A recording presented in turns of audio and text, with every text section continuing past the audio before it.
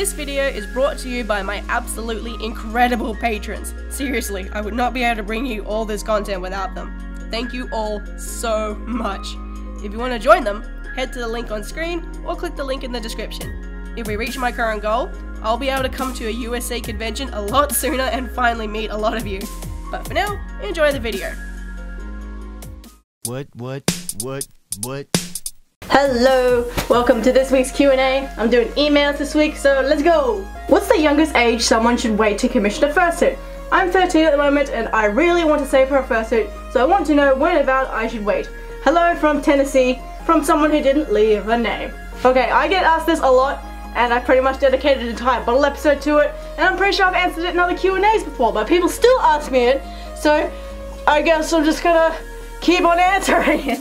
I personally would recommend you don't until you're at least 18 or until you know that you're done growing, because you will grow out of a fursuit. Like, even just the head, you can grow out of a fursuit head. But if you've got the money to spare and you don't mind, you know, not being able to wear your fursuit after a couple of years, then go for it. But it is too much of a risk that I would take. But if you want to take that risk, you go for it. Have fun with that. Yeah, anytime before 18, it's a risk, so if that's a risk you want to take, don't let me stop you. Hello Pocari, I'm a new furry that has yet to go to his first furry convention and create his fursuit. I found both your fursuiting tip and the custom species video very enlightening and helpful. Oh, you're welcome. So I just had a few questions. Feel free to answer them at your own pleasure. Oh, I will. Number 1. My custom species I have planned uses metallic furs. The ones I found are a bit too expensive, so I thought I'd paint the colours I want. What do you recommend for a basic primer fur, and do you have any tips? And number 2, my birthday is coming up soon, and I found out that there's going to be a local convention on it. I have plans on going, but I'm kind of nervous. I don't have a fursuit, and I plan on wearing a human suit instead. But do you have any tips to make my first experience a great one? Thanks in advance, keep up the great work, from someone who didn't even leave a name after all that. So thank you for the kind words, but firstly, you can't really paint fur. Like, it's very hard to do. Like, you can airbrush, like airbrush is fine, but airbrushing is pretty much the only thing you can do that isn't going to rub off on everything else. Because even then, airbrushing isn't even permanent. You can't dye fur because it's plastic, so the dye never holds. And you can't paint it because it doesn't really stick. Like, it's gonna come off in washes, it's gonna come off on other people. Like, there's been some pretty bad horror stories where people Sharpie dyed their fursuit. I'm not exactly sure what it, you know, specifically entails. I'm not a fursuit maker, but they use some form of Sharpies to color their fursuit and it works fine, but then it rubs off on everything and they get hugged by another fursuiter, and then now this fursuit has got like ink all over them and you've got one very miffed person. All fur is going to be expensive. That is just a fact. That's why fursuits are so expensive in the first place, because half the cost is the freaking fur. So for the best result, I think you should really just save and buy the nice metallic fur. It will cause you a lot less trouble in the long run, and probably won't even end up being that much more expensive than trying to like get any other kind of paint to hold to some other fur. So while you think it is a good idea to paint fur, it's really not. It doesn't work. Your only real option is airbrushing. Unless there is another way that I don't know. Any makers who are watching this who would like to correct me or help this person, please leave him a comment in below. So, nameless person who sent this email, check the comments. There might be someone there that can help you. And as for going to con in your human suit, you don't need a fursuit to go to a con. Seriously, like, fursuiters don't even make up half of the con attendees. Maybe a third, maybe a little bit more depending on the con. But yeah, just go as a person. Like, cons are specifically designed for fursuits. It's designed for fursuiters and people. Like, I can totally get why you think you need a fursuit, because as I've mentioned in previous videos, when people post pictures and stuff of conventions, they only post the fursuits, don't they? So no one posts pictures of just people. So you think that because that's the only thing you see, that's the only thing that's there. But no, fursuits just is what attracts the cameras. No one just takes photos of just people just sitting and chilling and watching panels and stuff. Oop, I left on my phone there. Say hello to my phone. Goodbye, phone. So have a look at the schedule for the con you're going to. Pick out what you want to go to. Go there. Have fun. Hello Pocari. I'm a newish fan and I plan on getting me and my BF a fursuit in the future. Anyways, I was wondering, is it harder to walk in a fursuit with digigrade legs than it is to walk in one with plantigrade legs? Thank you, from Trick.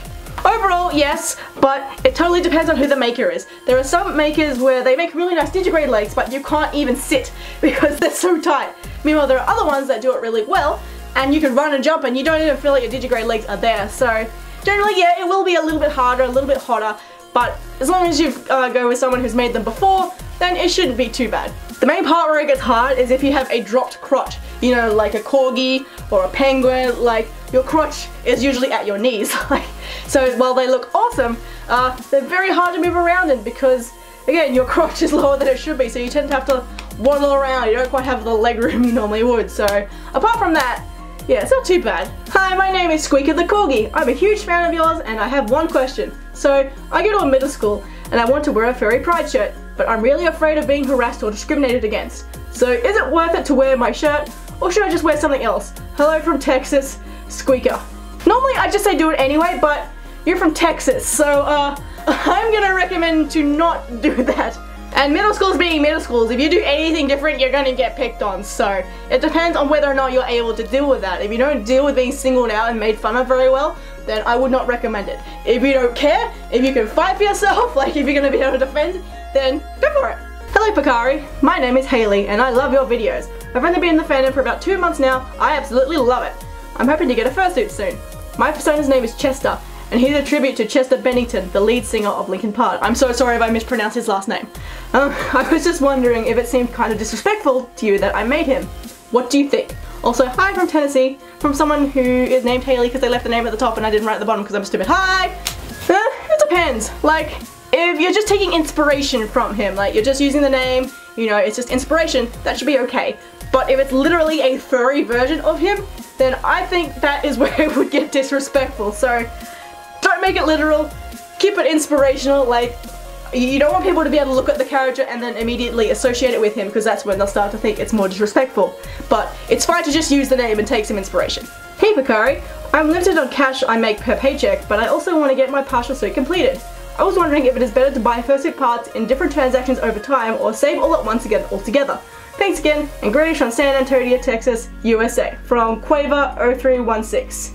Hello, Texas! Lots of people from Texas, jeez. Really, it's up to you and what makers you can find, because some makers won't actually do things in parts. They'll be like a full suit or nothing, or a partial or nothing.